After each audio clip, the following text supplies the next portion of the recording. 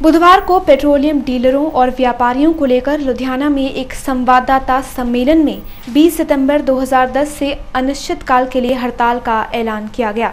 यह हड़ताल इसलिए हो रही है क्योंकि संघ सरकार एक लंबे समय से इन लोगों की वास्तविक ज़रूरतों पर ध्यान नहीं दे रही है।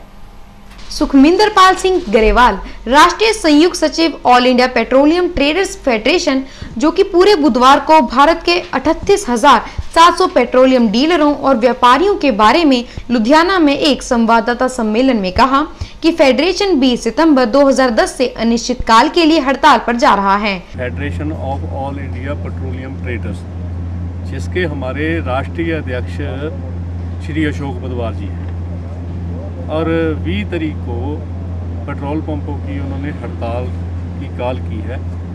और इसके साथ ही 4 तारीख को एक emergency meeting hotel Ramada palace 19 Ashoka road में राष्ट्रीय अध्यक्ष जी ने अपनी टीम की बुलाई है और उसमें मैं भी जा रहा हूँ।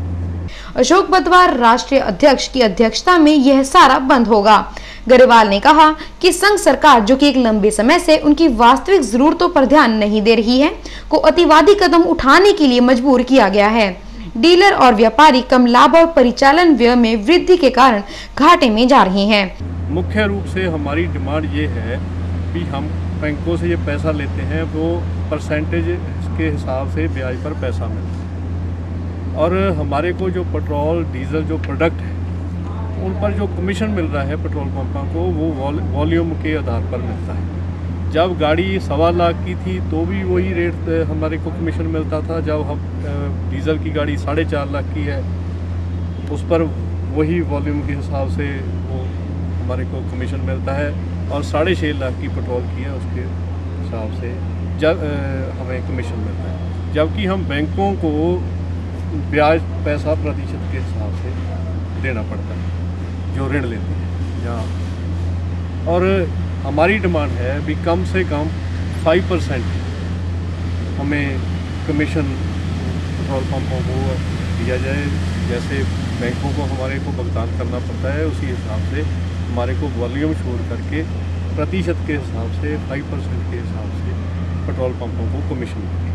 वाष्पीकरण या ईंधन तेल का रिसाव उनकी तेल कंपनियों द्वारा प्रदान की गई 2% में से 1% की राशि को दूर कर रहा है, और बाकी लाभ मजदूरी या वेतन में वृद्धि, बिजली, पानी और सीवरेज में वृद्धि के कारण खत्म हो रहा है। में ऐसा है भी लगभग हमें 2% हम काउंट करते हैं, उसमें 1% तो वाष्पीकरण में चला जाता है, और 1% में वाष्पीकरण और साथ में रिसाव का मामला आ जाता है, और 1% रह जाता है जिसमें जो कर्मचारी हैं उनका वेतन, बिजली का bill, water supply, sewerage board sewerage का, और साथ में ऑफिस मेंटेनेंस, साथ में जनरेटर का पता नहीं कितने खर्चे हैं। एक सिर्फ वो शीशे एक चमकदम की ही पेट्रोल पंप मालिकों के पल्ले रह गई है, और उनके पास कुछ भी। पूंजी की आवश्यकता पड़ने पर ब्याज दर में भी वृद्धि हो रही है।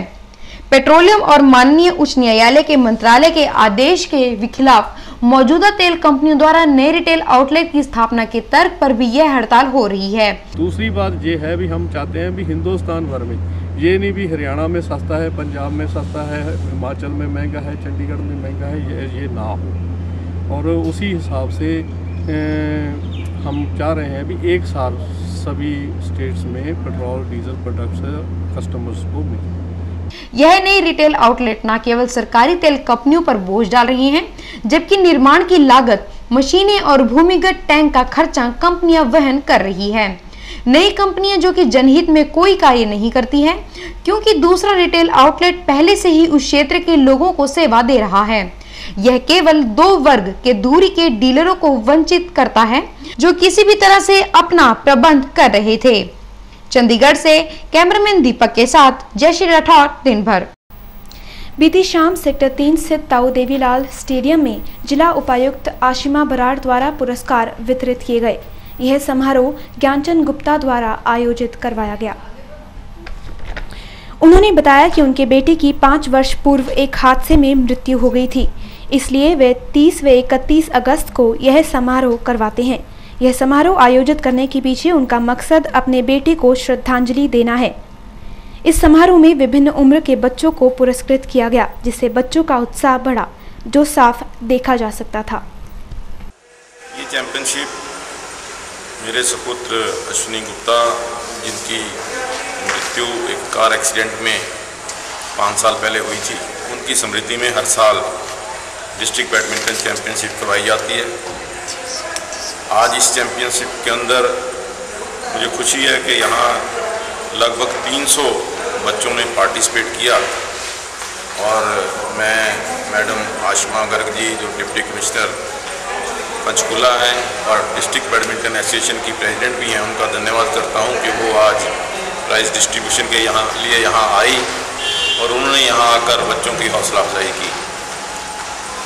हमारा मकसद बच्चों के अंदर बैडमिंटन के लिए प्रेम, बैडमिंटन को प्रमोट करने के लिए, क्योंकि Ashwini Gupta was also a national player. He represented Punjab under 13 and he was a very good player of badminton. So आज ये जो 5वीं डिस्ट्रिक्ट बैडमिंटन चैंपियनशिप हुई है, मैं सभी जीतने वाले बच्चों को, प्लेयर्स को जिन्होंने पार्टिसिपेट किया है और डिस्ट्रिक्ट बैडमिंटन एसोसिएशन के सभी पदाधिकारियों को हार्दिक धन्यवाद करता हूँ।